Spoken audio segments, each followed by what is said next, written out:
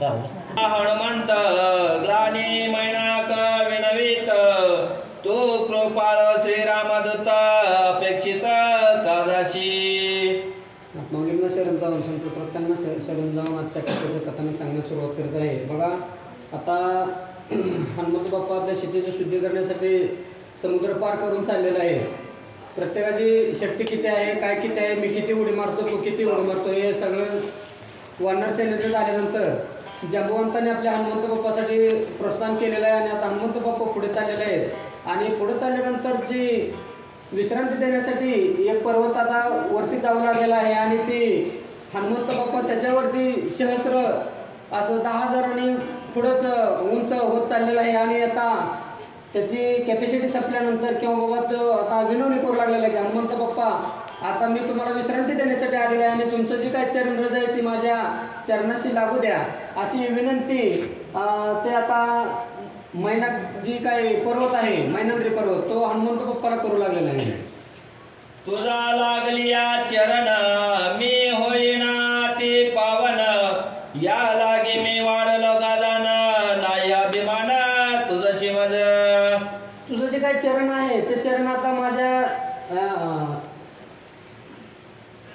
मला अभिमान नाही, मला फक्त दर्शनाची गरज आहे. जे काय तुझं चरण आहे तुम्हाला लागू दे, मला काय अभिमान नाही किंवा मी काय तुझं वाईट करणार नाही, फक्त जी काय माझी तुझी चरण मला लागावी अशी माझी इच्छा आहे. आणि अशी विनवणी तो पर्वत हनुमंत बाप्पाला करू लागलेला आहे. सागरे सांगितले मद प्रती हनुमंत पुजावे अतिथी या लाग्यालो मी तुझा प्रती द्यावया विश्रांती राम भक्ता. तो काय मोठा सागर आहे त्या सागराने मला तुझ्यासाठी तुला विश्रांती देण्यासाठी इथं पाठवलेला आहे. आणि त्याची विनंतीला मान देऊन मी तुला 10 मिनिटं 5 मिनिटं किंवा जे काही थोड्या वेळ असेल अशी विश्रांती देण्यासाठी मी इथं आलेलो आहे आणि तेवढी संधी मला द्यावी असा पर्वत हनुमंत बाप्पाला बोलू लागलेला आहे. सागरे सापिला साचार या लागी नाव तो सागर तो हे सूर्यवंशीचा किंकर आम्ही समग्र दास तुझे. जो काय असणारा समुद्र आहे तो आता हनुमंत बाप्पाला म्हणू लागलेला आहे की हनुमंत बाप्पा तू काय लहान नाही, तो हा सूर्यवंशीतला एक आहे आणि मी एका तुझा दास आहे आणि तुझी सेवा करण्याची संधी मला लागावी असा पर्वत हनुमंत बाप्पाला विनंती करू लागलेला आहे. तुझ्या पित्याचा स्थापित मी वसत आहे समुद्रांत तोही अवधारी वृत्तांत अपेक्षित जाऊ नको. जो काय जुना घडलेला काय वृत्तांत आहे तो मी वृत्तांत सांगतो असा पर्वत हनुमंत बाप्पाला म्हणू लागलेला आहे की हनुमंत बाप्पा जो काय तुझा पिता आहे त्या पित्यानेच माझी स्थापना या समुद्रामध्ये केलेली आहे आणि पुढचा वृत्तांत काय असा नीट आहे का असा पर्वत हनुमंत बाप्पाला बोलू लागलेला आहे. पूर्वी पर्वता पक्षधर उड्डाणे घेते अति दुर्धर पुरे पट्टळे करीती चूर नगरे नगर भंगिते. हनुमंत बाप्पा तो आहे पूर्वी काय व्हायचं की जी काय पर्वत आहेत ते सगळे मोठमोठे व्हायचे आणि इकडून तिकडं उड्डाण घ्यायचे आणि जे काही सगळ्यांचा चक्काचूर करत होते आणि सगळ्या नगरांचा शहरांचा नाश करत होते. आणि अशा पद्धतीची सगळी पहिली माहिती पर्वत आपल्या हनुमंत बाप्पाला सांगू लागलेला आहे. इंद्र घेऊन या वज्र गिरे पक्ष छेदले समग्र माझे इचे जावया दुर्धरा वज्रधर चालेला.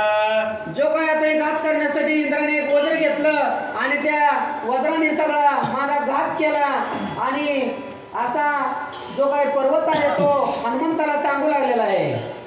मजा होता पलायमान साह्य झाला तुझा पिता पवन समुद्री आलागा घेऊन तेने प्राण वाचला.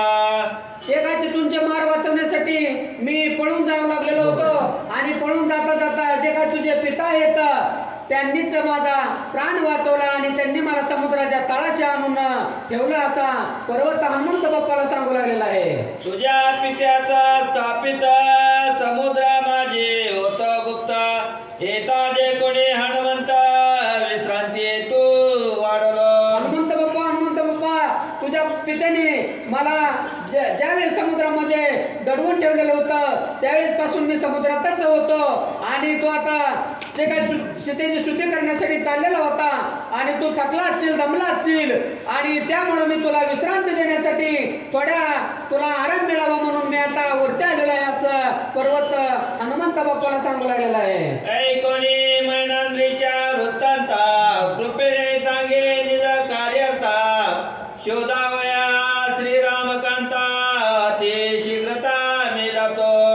हनुमंत बाप्पाने जे काय ऐकलेलं आहे आणि हनुमंत बाप्पा त्या मैनांद्री पर्वताला सांगू लागलेला आहे की पर्वता मी आता सीतेची शुद्धी करण्यासाठी अति घाईमध्ये चाललेलो आहे. मला सीता शुद्धी लवकरात लवकर करायची आणि मला काय आता वेळ नाही असा हनुमंत बाप्पा त्याला बोलू लागलेला आहे.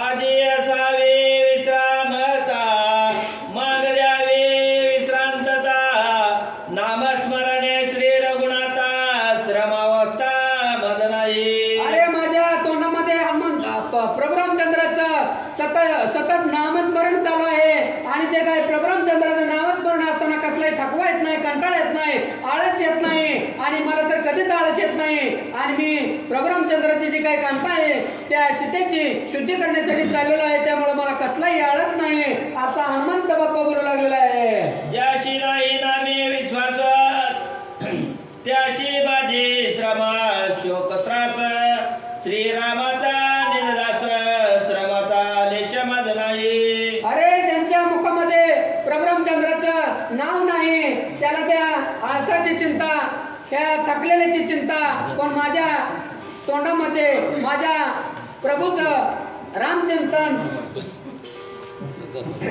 सदैव असल्यामुळे मला कसलीही आळसाचा तर काही विषयच नाही आणि चिंता तर कसलीच नाही असा हनुमंत बाप्पा बोलू लागलेला आहे.